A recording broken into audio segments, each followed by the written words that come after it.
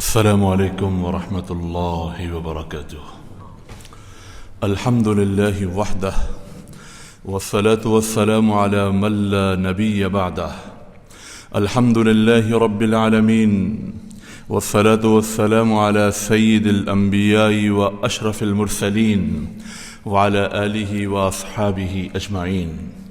قال تعالى بعد أعوذ بالله من الشيطان الرجيم بسم الله الرحمن الرحيم. سبحان الذي أسرى بعبده ليلا من المسجد الحرام إلى المسجد الأقصى الذي باركنا حوله لنريه من آياتنا إنه هو السميع البصير. وقال النبي صلى الله عليه وسلم الصلاة معراج المؤمن أو كما قال صلى الله عليه وآله وسلم. میرے محترم بھائی اور دوستو، رجب المرجب کا مہینہ چل رہا ہے. اس مہینے کی 27 رجب کو مشہور قول کے مطابق متفق علیہ نہیں ہے، لیکن بہت سے علماء کا قول ہے حضور صلی اللہ علیہ وسلم کو اللہ رب العزت نے جو سفر معراج عطا فرمایا تھا وہ 27 رجب کو تھا. معراج کا سفر حضور صلی اللہ علیہ وسلم کا بہت بڑا معجزہ ہے. علماء نے لکھا ہے کہ حضور صلی اللہ علیہ وسلم کو اللہ تعالیٰ نے 3500 معجزات عطا فرمائے. آپ کے ہاتھوں سے، آپ کی نظروں سے، آپ کی انگلیوں سے، اللہ نے آپ کی اور اطراف سے معجزات نمایاں فرمائے. تو ان میں ایک بہت بڑا معجزہ سفر معراج کا ہے. سفر معراج، معراج کیوں کہتے ہیں؟ معراج بلندی، عروج سے ہے. عروج یعنی کہ اللہ نے حضور صلی اللہ علیہ وسلم کو اتنا عروج عطا فرمایا، اتنا عروج عطا فرمایا کہ اللہ نے حضور صلی اللہ علیہ وسلم کو اپنے سامنے کھڑا کر دیا. کہکشاؤں کو کراس کر کے اللہ کے حضور پیش ہوئے اور اللہ رب العزت کا اپنے سر کی آنکھوں سے دیدار کیا. اس سے اوپر بلندی کا کوئی تصور نہیں ہے. بہت بڑا معجزہ ہے. ایک قرآن پاک بہت بڑا معجزہ ہے اور دوسرا سفر معراج حضور صلی اللہ علیہ وسلم کا بہت بڑا معجزہ ہے. معجزہ کسے کہتے ہیں؟ ساری دنیا کے لوگ جس کام کو کرنے سے عاجز آ جائیں، اللہ کے نبی اللہ کے حکم سے وہ کام کر دکھائیں، اس کو معجزہ کہتے ہیں. مثال کے طور پر ایک آدمی فوت ہو گیا. ساری دنیا کے بڑے بڑے ڈاکٹر، بڑے بڑے سائنسدان اس کو دوبارہ زندہ نہیں کر سکتے، لیکن حضرت عیسیٰ علیہ السلام تشریف لاتے ہیں اور کہتے ہیں قم باذن اللہ کے حکم سے کھڑا ہو جا. وہ مردہ اللہ کے حکم سے کھڑا ہو جاتا ہے. اس کو معجزہ کہتے ہیں کہ سب عاجز ہیں لیکن اللہ کے نبی کے ہاتھ سے وہ کام رونما کروا دیا جاتا ہے اللہ کے حکم سے. اس کو معجزہ کہتے ہیں. اور اللہ تعالیٰ نے معراج کے سفر کی جو ابتدا کی ہے وہ سبحان الذی سے کی ہے کہ ہر کمزوری سے پاک ہے وہ ذات جو راتوں رات اپنے نبی کو، اپنے بندے کو مسجد حرام سے مسجد اقصیٰ لے گئی. سبحان، یہ لفظ سبحان اس نے بڑے عقدے حل کیے ہیں. اللہ تعالیٰ نے لفظ سبحان استعمال فرمایا. کئی مفسرین، کئی قرآن پاک کے ترجمہ کرنے والے وہ لفظ سبحان کا ترجمہ کرتے ہیں کہ اللہ ہر عیب سے پاک ہے. بے شک اللہ ہر عیب سے پاک، لیکن حضرت مولانا شیخ الہند رحمۃ اللہ علیہ نے بڑا زبردست ترجمہ کیا. انہوں نے اس کا ترجمہ کیا اللہ ہر کمزوری سے پاک. عیب سے تو سارے انبیاء علیہم الصلوات والتسلیمات بھی پاک ہیں. صحابہ کرام رضی اللہ تعالی عنہم اجمعین بھی عیوب سے پاک ہیں، لیکن کمزوری سب میں پائی جاتی ہے. بھوک لگ جاتی ہے، پریشانیاں آتی ہیں، تھکان ہوتی ہے، نیند آتی ہے. یہ کمزوریاں، یہ بشری کمزوریاں، یہ عیوب نہیں ہیں. تو انہوں نے ترجمہ کیا اللہ ہر کمزوری سے پاک کہ جس نے اپنے بندے کو مسجد حرام سے مسجد اقصی اور وہاں سے آسمانوں کی سیر کروائی، یعنی اللہ اپنے بندے رسول اکرم صلی اللہ علیہ وسلم کو مسجد اقصی میں راتوں رات لے جائے مسجد حرام سے اور پھر آسمانوں کی سیر کروا کے واپس لے آئے، اللہ تعالیٰ اس معاملے میں کمزور نہیں ہے، وہ یہ سب کر سکتا ہے۔ جو ایک پلک جھپکنے کی مقدار میں، ایک پلک جھپکنے کے بقدر ساتوں آسمان و زمین پیدا کر سکتا ہے، تو وہ ان آسمان و زمینوں میں حضور صلی اللہ علیہ وسلم کو سیر نہیں کروا سکتا؟ بے شک وہ کروا سکتا ہے۔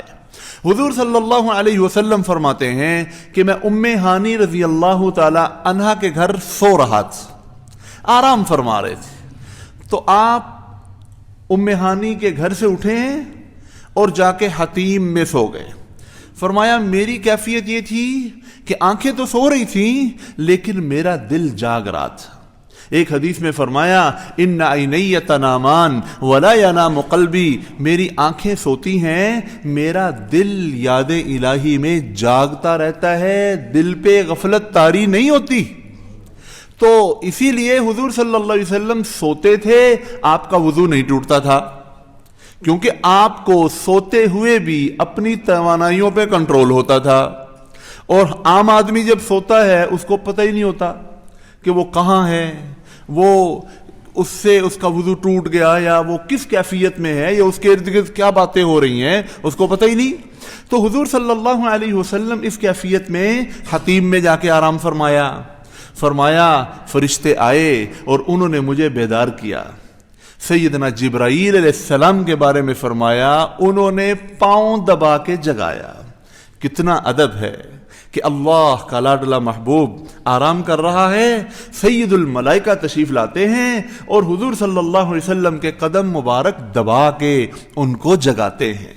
ہمیں بھی اپنے والد صاحب کو، اپنے اساتذہ کرام کو، اپنے بڑوں کو اگر کبھی بیدار کرنے جگانے کا موقع ملے تو ہمیں بھی حضرت جبرائیل علیہ السلام کی سنت پہ عمل کرنا چاہیے کہ ان کے پاؤں دبانے چاہیے۔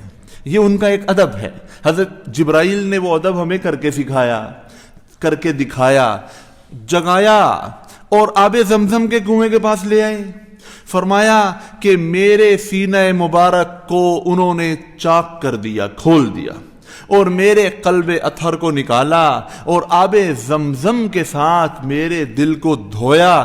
دھونے کے بعد جبرائیل علیہ السلام نے میرے سینے میں دوبارہ دل رکھ دیا اور میرے سینے کو سی دیا اور اپنا ہاتھ اوپر پھیر دیا، یوں لگا کہ جیسے میرا سینہ پہلے تھا ویسا ہی اب ہو گیا۔ ایک براق نامی جانور لایا گیا۔ براق برق سے ہے، برق بجلی کو کہتے ہیں، جیسے بجلی چمکتی ہے اس طرح ان کی سپیڈ تھی براق کی، جہاں اس کی نظر پڑتی تھی وہاں اس کا قدم پڑتا تھا۔ تو براق نامی ایک جانور لایا گیا۔ فرماتے ہیں کہ مجھے اس پہ سوار کیا گیا، اس کی زین کسی ہوئی تھی، اس کی لگام بندھی ہوئی تھی۔ مجھے جب اس پہ سوار کیا گیا تو وہ براق شوخی کرنے لگا۔ حضرت جبرائیل علیہ السلام نے براق سے کہا کہ براق، تو رسول اللہ صلی اللہ علیہ وسلم تیرے اوپر تشریف فرما ہے اور تو شوخی کرتا ہے؟ تیرے اوپر کبھی اتنی عظیم المرتبت ذات بیٹھی نہیں ہے۔ تو جیسے ہی یہ کہا فرمایا کہ براق کے پسینے چھوٹ گئے۔ علماء نے ایک بڑی عجیب بات لکھی ہے کہ براق نے شوخی کیوں کی۔ سوچنے کی بات ہے نا کہ براق حضور صلی اللہ علیہ وسلم اوپر تشریف فرما ہے تو براق کو شوخی کرنے کی کیا ضرورت تھی؟ براق اصل میں وجد میں آ گیا تھا کہ میری خوش قسمتی کی انتہا دیکھو کہ میں کتنا خوش قسمت ہوں کہ آقا صلی اللہ علیہ وسلم جناب سرور کونین میرے اوپر تشریف فرما ہے۔ وہ اس لیے وجد میں آ گیا۔ وہ ایک دفعہ جبل احد بھی وجد میں آ گیا تھا۔ حضور صلی اللہ علیہ وسلم سیدنا ابو بکر، سیدنا عمر فاروق اور سیدنا عثمان رضی اللہ تعالی عنہما کے ساتھ آپ وہاں جبل احد پہ کھڑے ہوئے تھے۔ احد پہاڑ میں حرکت ہوئی، حضور صلی اللہ علیہ وسلم نے اپنے پاؤں کی ٹھوکر آپ صلی اللہ علیہ وسلم نے پاؤں احد پہ مارا اور فرمایا اثبت احد، احد قرار پکڑ، ٹک جا، ٹھہر جا، فإن علیک نبی، بے شک تمہارے اوپر ایک اللہ کے نبی ہیں، وہ صدیقن، اور ایک صدیق ہیں، وہ شہیدانی، اور 2 شہید ہیں، عمر اور عثمان رضی اللہ تعالی عنہم۔ وہ بھی وجد میں آ گیا تھا، اسی طرح براق وجد میں آ گیا، تو حضرت جبرائیل علیہ السلام نے اس کو متنبہ کیا، فرمایا جبرائیل علیہ السلام میرے ساتھ ہیں اور یہاں سے سفر شروع ہوتا ہے، اور ایک جگہ ہم فوراً پہنچ جاتے ہیں۔ وہ جبرائیل علیہ السلام بتاتے ہیں یا رسول اللہ یہ وہ جگہ ہے جہاں آپ نے ہجرت کر کے آنا ہے، مدینہ منورہ۔ پھر اگلا قیام ایک اور جگہ پہ ہوتا ہے، وہاں وہ بتاتے ہیں کہ یہ حضرت موسیٰ علیہ السلام کو جس جگہ کوہ طور پہ اللہ نے نبوت عطا فرمائی تھی یہ وہ جگہ ہے۔ پھر آگے فوراً ایک اور جگہ آ جاتی ہے، تو وہاں بھی فرماتے ہیں اتریں نماز پڑھیں، پچھلی جگہوں پہ بھی نماز کے 2 نفل پڑھوائے، اور یہاں بھی فرماتے ہیں، عرض کرتے ہیں کہ یہ بیت اللحم ہے جہاں حضرت عیسیٰ علیہ السلام کی پیدائش ہوئی تھی۔ حضور صلی اللہ علیہ وسلم کو اس سفر میں کئی مناظر دکھائے گئے۔ آپ صلی اللہ علیہ وسلم فرماتے ہیں کہ میں نے دیکھا ایک جماعت ہے اور ان کے ہونٹوں کو آگ کی کینچیوں کے ساتھ کاٹا جا رہا ہے، بڑا ہی دہشت زدہ منظر ہے۔ میں نے جبرائیل علیہ السلام سے پوچھا کہ یہ کون لوگ ہیں؟ انہیں عرض کی یا رسول اللہ یہ آپ کی امت کے وہ خطیب ہیں جو لوگوں کو تو واعظ و نصیحت کرتے ہیں لیکن ان باتوں پہ خود عمل نہیں کرتے، یہ وہ لوگ ہیں۔ فرمایا آگے جا کے میں نے دیکھا کہ کچھ لوگ بیٹھے ہوئے ہیں، ان کے پیٹ اتنے بھرے ہیں، اتنے بڑے ہیں کہ جیسے رہنے کے گھر ہوتے ہیں، بڑے بڑے کمرے ہوتے ہیں، اتنے بڑے بڑے پیٹ، اور ان پیٹوں کے اندر سانپ بچھو سانپ گھوم رہے ہیں جو باہر سے نظر آ رہے ہیں، اور اتنی ان کو دیکھ کے وحشت ہو رہی ہے۔ میں نے پوچھا یہ کون لوگ ہیں؟ عرض کی یا رسول اللہ یہ آپ کی امت کے سود خور ہیں جو سود کھایا کرتے تھے۔ پھر میں آگے گیا تو میں نے دیکھا ایک منظر مجھے دکھایا گیا کہ کچھ لوگ ہیں ان کے تانبے کے ناخن ہیں، اور وہ ان ناخنوں سے اپنے چہروں کو نوچ رہے ہیں، اپنے سینوں کو پھاڑ رہے ہیں، تانبے کے ناخن چھریوں سے زیادہ تیز اپنے چہروں کو اپنے سینوں کو پھاڑ رہے ہیں، اور عجیب اپنی حالت بنائی ہوئی ہے انہوں نے، اور ان کے جب جسم ٹھیک ہو جاتے ہیں پھر وہ اسی میں لگ جاتے ہیں۔ یہ کون ہیں؟ یا رسول اللہ یہ آپ کی امت کے وہ لوگ ہیں جو چغلیاں کیا کرتے تھے، غیبت کیا کرتے تھے۔ پھر آگے بڑھا، میں نے دیکھا ایک جماعت ہے، ایک شخص ہے، اس شخص کا سر ایک بھاری پتھر سے کچل دیا جاتا ہے، اس کا سر یوں کچل دیا جاتا ہے، پھر اس کا سر ٹھیک ہوتا ہے، پھر اس کا سر پتھر سے کچل دیا جاتا ہے۔ میں نے پوچھا یہ کون ہے؟ انہوں نے کہا عرض کی یا رسول اللہ یہ آپ کی امت کے بے نمازی لوگ ہیں جو نماز نہیں پڑھا کرتے تھے، نماز میں کوتاہی کرتے تھے، ان کی نیند ہی ان کو لیے بیٹھی رہتی تھی، یہ نماز نہیں پڑھتے تھے۔ پھر آگے بڑھا، لوگوں کو دیکھا کہ ایک طرف بہت ہی پاکیزہ خوشبودار ہانڈیا کے اندر گوشت ہے، اس میں سے خوشبوئیں مہک اٹھ رہی ہے، اور دوسری طرف ایک ہانڈیا کے اندر کچا بدبودار سڑا ہوا گوشت ہے۔ یہ لوگ اس بدبودار گوشت پہ ٹوٹے پڑے ہیں، وہاں سے کھا رہے ہیں، اور خوشبودار اور بڑا ہی اچھا گوشت سالن وہ پڑا ہوا ہے، اس کو انہوں نے چھوڑا ہوا ہے۔ جبرائیل علیہ السلام سے پوچھا، عرض کی یا رسول اللہ یہ وہ لوگ ہیں جن کو اللہ نے پاکیزہ بیویاں عطا فرمائی تھی، اور یہ ان پاکیزہ بیویوں کو چھوڑ کر بدکار عورتوں کے ساتھ رات گزارا کرتے تھے۔ اب ان کی یہ سزا ہے کہ قیامت تک یہ حلال اور طیب اور طاہر پاکیزہ گوشت کو دیکھتے رہیں اور گندا گوشت کھاتے رہیں، یہ ان کی سزا ہے۔ حضور صلی اللہ علیہ وسلم فرماتے ہیں کہ مجھے ایک منظر دکھایا گیا، ایک عورت اتنی خوبصورت کہ کسی آدمی کی مجال نہیں کہ وہ اپنی نظر اس سے ہٹا لے، وہ اتنی خوبصورت میں نے جبریل سے پوچھا یہ کون ہے؟ میں نے کہا یا رسول اللہ یہ دنیا کی کشش کو ایک صورت میں پیش کیا گیا ہے کہ جس طرح اس عورت کے اندر کشش ہے اسی طرح دنیا کے اندر کشش ہے۔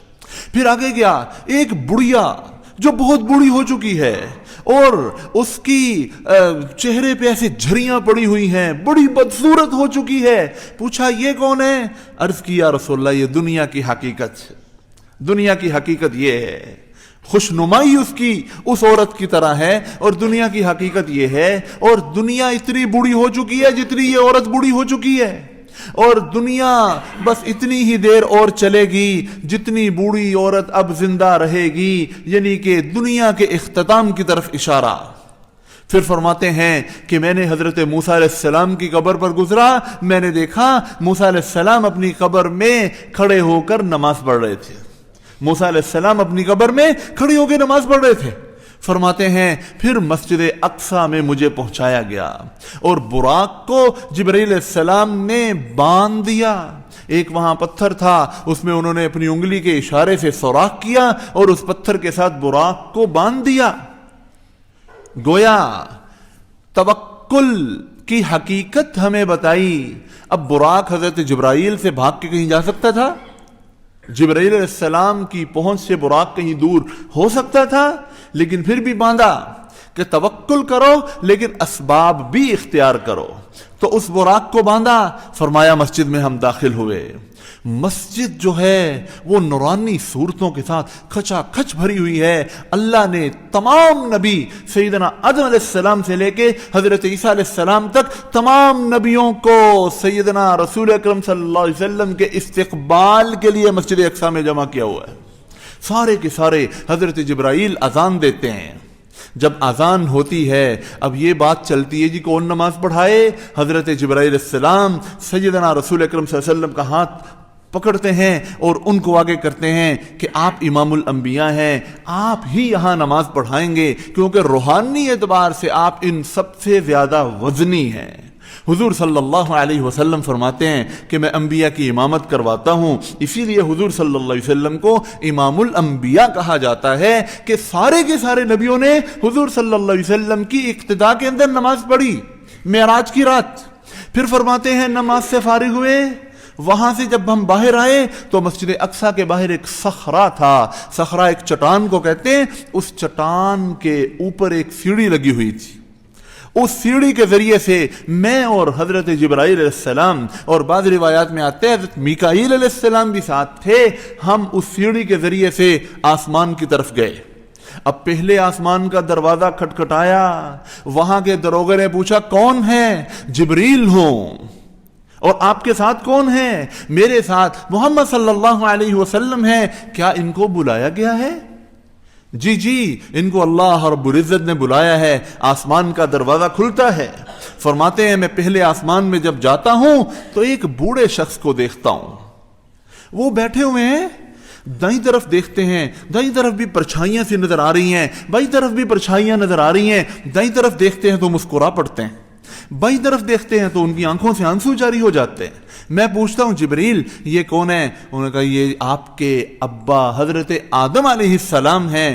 دائیں طرف ان کی ذریت، ان کی آل اولاد کے وہ لوگ ان کو نظر آ رہے ہیں جو اللہ کے حکم سے جنت میں جائیں گے، اور بائیں طرف وہ لوگ نظر آ رہے ہیں جو اپنی بدعمالیوں کی بدولت جہنم میں جائیں گے۔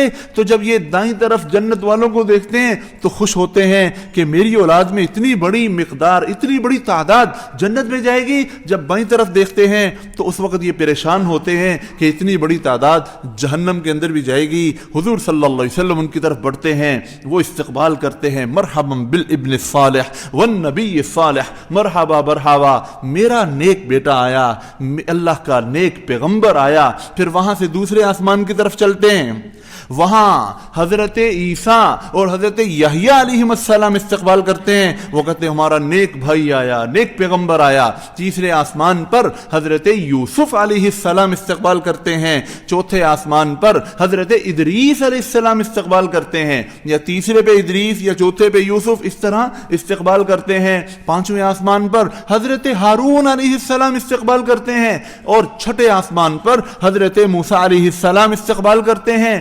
7वें आसमान पर जब पहुंचते हैं, फरमाया कि मैंने वहां देखा कि एक बिल्कुल खाना काबा की शक्ल की इमारत बनी हुई है। जिस तरह खाना काबा है, बिल्कुल उसकी सीध में ऊपर एक अल्लाह ने बैतुल मामूर बनाया हुआ है। उस बैतुल मामूर का फरिश्ते तवाफ कर रहे हैं और एक बड़े मियाँ उस बैतुल मामूर के साथ टेक लगा के बैठे हुए हैं और बड़ा उनका खिला हुआ चेहरा है और उनकी शक्ल मेरे से मिलती जुलती है, वो मेरे मुशाबे हैं। हजरत जिब्राइल अलैहिस्सलाम फरमाते हैं, अर्ज करते हैं, या रसूल अल्लाह आगे बढ़िए और इनसे मिलिए, ये आपके दादा हजरत इब्राहीम अलैहिस्सलाम हैं। मैं उनकी तरफ बढ़ता हूँ, वो खड़े होकर इस्तकबाल करते हैं, मरहबा मरहबा मरहबम बिल इब्न सालेह, मेरा नेक बेटा आया, नेक अल्लाह का पैगंबर आया। इस्तकबाल करते हैं और उसके बाद फिर मजीद मेराज और उरूज की तरफ ले जाया जाता है। जिब्रील अलैहिस्सलाम हुजूर सल्लल्लाहु अलैहि वसल्लम को 7वें आसमान से ऊपर सिदरतुल मुंतहा की तरफ लेके चले जाते हैं। सिदरा बेरी के दरख्त को कहते हैं, अल मुंतहा इंतहा को कहते हैं। हमारे जो आमाल नीचे से जाते हैं वो वहां जाके इंतहा पकड़ते हैं, ठहर जाते हैं, और अल्लाह के अहकाम जो ऊपर से नाजिल होते हैं वो उस बेरी के दरख्त के पास आके, वो बेरी का आम यहां जैसा दरख्त नहीं है, वो बहुत अजीमुशान, बहुत बड़ा, बहुत खूबसूरत दरख्त है। ऊपर से अल्लाह के अहकाम वहां आके ठहरते हैं, वहां से फिर आगे फरिश्तों की तश्कीलें हो जाती हैं। तो इसलिए उसको सिदरतुल मुंतहा कहा जाता है कि नीचे से जाने वाले अमाल भी वहां ठहरते हैं, ऊपर से आने वाले अहकामात भी वहां आके ठहरते हैं। सिदरतुल मुंतहा तक हजरत जिब्राइल अलैहिस्सलाम हुजूर सल्लल्लाहु अलैहि वसल्लम को लेके जाते हैं। फरमाया सिदरतुल मुंतहा पर एक रफ आता है, आप यूं समझ लें कि जैसे एक कालीन, बड़ा खूबसूरत कालीन, बड़ा खूबसूरत तख्त आता है। मैं उस पर बैठ जाता हूं और वो तख्त मुझे लेके ऊपर जाने लगता है। मैं पीछे देखता हूं कि मेरे मेराज के सफर के साथी जिब्राइल उधर ही खड़े हुए हैं। मैं कहता हूं, जिब्रील मेरे साथ आओ, आप मेरे साथ नहीं जाओगे? उन्होंने कहा और अर्ज करते हैं, या रसूल अल्लाह, इससे आगे की जो तजल्लियात हैं मैं बर्दाश्त नहीं कर सकता, यहां से ऊपर आपने ही जाना है। तो रफ मुझे लेके आहिस्ता आहिस्ता ऊपर जाता है। 70,000 नूर के पर्दों को चीरता हुआ वो रफ हक ताला की बारगाह के अंदर हुजूर सल्लल्लाहु अलैहि वसल्लम को पहुंचा देता है। हजरत इब्न अब्बास रज़ी अल्लाह ताला अन्हुमा फरमाते हैं, हुजूर सल्लल्लाहु अलैहि वसल्लम ने अपनी आंखों से अल्लाह रब्बुल इज्जत का दीदार किया। अल्लाह ताला से हम कलामी का शरफ हासिल हुआ। अल्लाह ताला ने हजरत इब्राहीम अलैहिस्सलाम को खलील बनाया, मूसा अलैहिस्सलाम को कलीम बनाया, और हुजूर सल्लल्लाहु अलैहि वसल्लम को अल्लाह ताला ने अपना दीदार करवाया। फिर अल्लाह ताला कुरान पाक में फरमाते हैं, फ़अौहा इला अब्दिही मा औहा, कि अल्लाह ने अपने हबीब सल्लल्लाहु अलैहि वसल्लम से राज़ो नियाज की बातें की। वो क्या बातें थी अल्लाह जानता है, अल्लाह के नबी सल्लल्लाहु अलैहि वसल्लम जानते हैं। अल्लाह और अल्लाह के रसूल के दरमियान कलाम हुआ, गुफ्तगू हुई। बाज़ रिवायात में आता है हुजूर सल्लल्लाहु अलैहि वसल्लम ने अर्ज की, या अल्लाह, आपने मूसा को कलीम बनाया है, इब्राहीम अलैहिस्सलाम को खलील बनाया है, और दाऊद अलैहिस्सलाम के लिए आपने लोहे को नरम किया है, फमाज़ा जअल्त ली, मेरे लिए आपने क्या बनाया है? अल्लाह ताला ने फरमाया, ए हबीब, मैंने आपके नाम को क़यामत तक अपने नाम के साथ जोड़ दिया है। क़यामत तक जब मुझे याद किया जाएगा, साथ आपको भी याद किया जाएगा। क्या आप इस पे राजी नहीं है? और फिर अल्लाह ताला ने कलाम किया, और फिर हुजूर सल्लल्लाहु अलैहि वसल्लम को नमाज का तोहफा अता फरमाया। सारे के सारे अमाल जमीन पे उतरे हैं।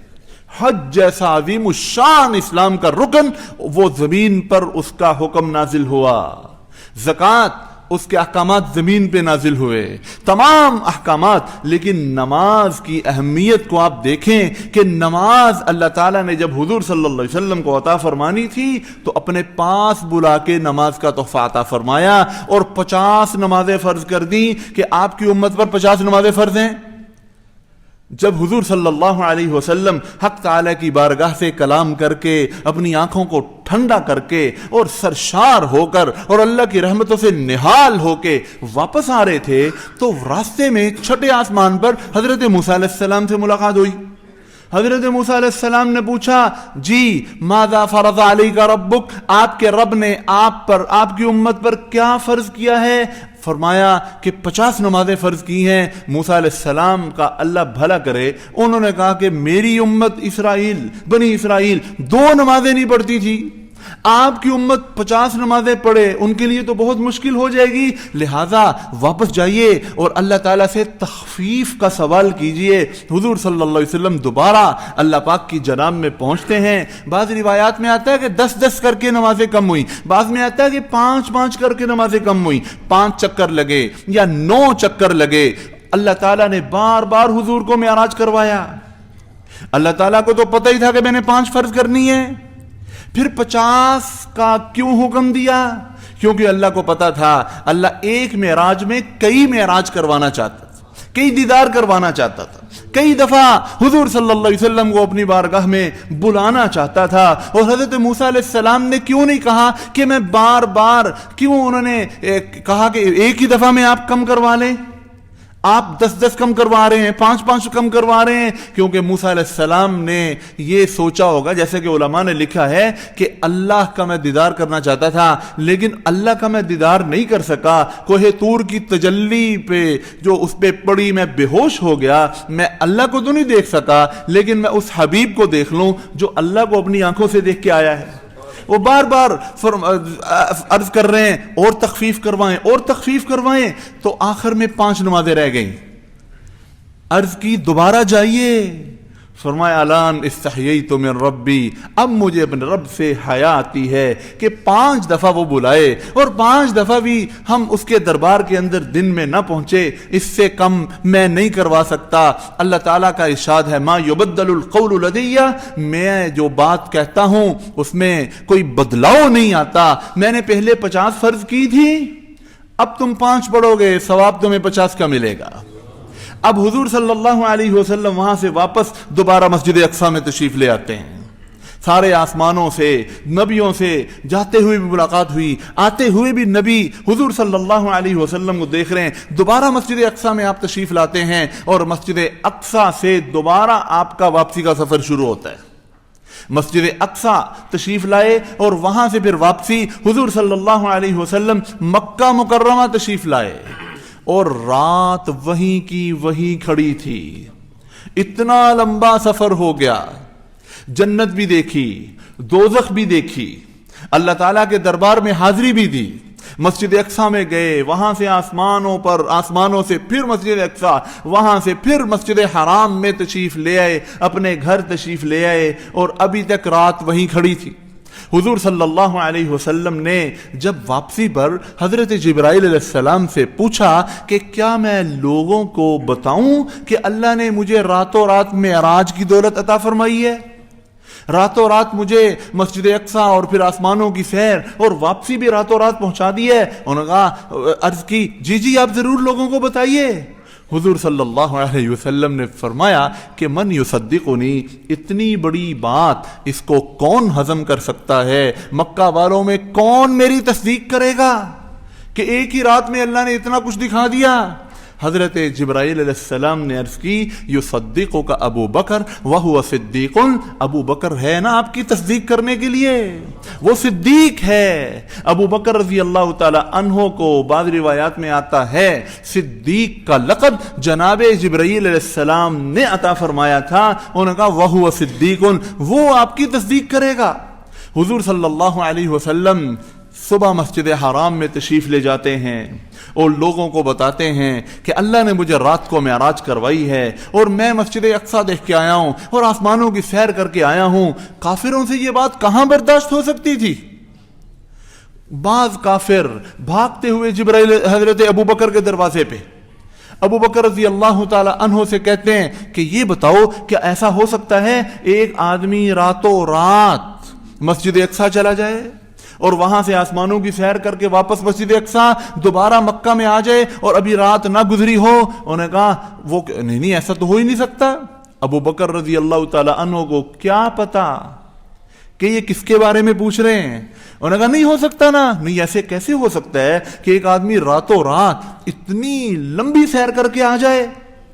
انہوں نے کہا تمہارے ساتھی حضور صلی اللہ علیہ وسلم نے یہ دعویٰ کیا ہے. فوراً اگلے لمحے میں ابو بکر نے کہا ان قال فقد صدقا، اگر تو واقعی حضور صلی اللہ علیہ وسلم نے یہ بات کہی ہے تو پھر سن لو، انہوں نے بالکل سچ کہا ہے، انہوں نے واقعتاً یہ سب دیکھا ہے، اسی لیے انہوں نے فرمایا. ان کے منہ پہ ابو بکر رضی اللہ تعالیٰ عنہ نے بات ماری. پھر کافر لوگ جمع ہو گئے، حضور صلی اللہ علیہ وسلم کے پاس آ گئے کہ آپ کہتے ہیں جی مسجد اقصیٰ دیکھی ہے، تو آپ ہمیں یہ بتائیں، کیونکہ ان لوگوں کا ملک شام کا سفر ہوتا رہتا تھا، تجارتی قافلوں میں یہ وہاں جاتے رہتے تھے، فلسطین جاتے رہتے تھے، تو کہنے لگے کہ آپ ہمیں یہ بتائیں کہ مسجد اقصیٰ کے کتنے دروازے ہیں. اب آپ مسجد میں آتے ہیں، آ کے آپ دروازے گنتے ہیں، آ کے آپ مسجد کی بناوٹ کو نہیں دیکھتے، آپ تو آ کے اپنا کام کرتے ہیں، اللہ کے حضور پیش ہوتے ہیں، نماز پڑھ کے آپ واپس چلے جاتے ہیں. تو اس طرح کے سوالات حضور صلی اللہ علیہ وسلم فرماتے ہیں کہ جب یہ لوگ میرے سامنے آئے تو اللہ تعالیٰ نے مسجد اقصیٰ اٹھا کے میرے سامنے کر دی.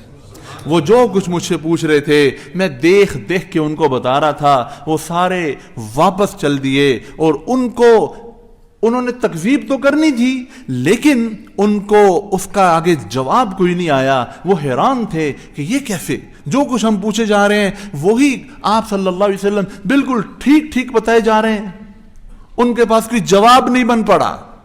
حضور صلی اللہ علیہ وسلم نے فرمایا کہ واپسی پر قریش کا ایک قافلہ فلاں جگہ سے گزر رہا تھا، اور وہ میری براق جب اس کے قریب سے گزری تو ایک اونٹ اس براق کی رفتار سے بدک گیا، اور بدکنے کے بعد اس کی ٹانگ ٹوٹ گئی، اور یہ فلاں جگہ کا واقعہ ہے، جب وہ قافلہ فلاں دن واپس آئے گا آپ اس سے پوچھ لیجئے گا. یعنی ایک بڑی بھاری دلیل ان کو دے دی. انہوں نے کہا یہ بات تو بڑی قرین قیاس ہے، ٹھیک ہے ایسے ہونا چاہیے. انہوں نے کیا کیا، اس قافلے کا انتظار کیا. اب جب وہ قافلہ آیا تو سارے لوگ ان کے پاس، ہاں بھی آپ یہ بتاؤ کہ جب واپسی پر فلاں جگہ پر آپ کے اونٹ کو کچھ ہوا تھا؟ انہوں نے کہا ہاں ایک دم ہمارا ایک اونٹ ایسے بدکا تھا اور اس کی ٹانگ ٹوٹ گئی تھی. تو انہوں نے حضور صلی اللہ علیہ وسلم کی اس بات کی بھی اپنے قافلے والوں سے تصدیق کر لی. تو میرے محترم بھائی اور دوستو، اللہ نے جو ہمیں نماز عطا فرمائی ہے، یہ اللہ نے ہمیں معراج کا تحفہ عطا فرمایا ہے. یہ نماز معراج کا تحفہ ہے. حضور صلی اللہ علیہ وسلم نے آ کے جب صحابہ رضی اللہ تعالیٰ عنہ کو نماز کی فرضیت کے بارے میں بتایا، صحابہ ایسے خوش ہوئے کہ اللہ کے حضور بار بار حاضر ہونے کا ہمیں اللہ نے موقع عطا فرمایا ہے. اللہ تعالیٰ ہمیں معراج کے سفر کے جتنے بھی سبق ہیں ان سے سبق حاصل کرنے کی توفیق عطا فرمائے. وآخر دعوانا الحمدللہ رب العالمین.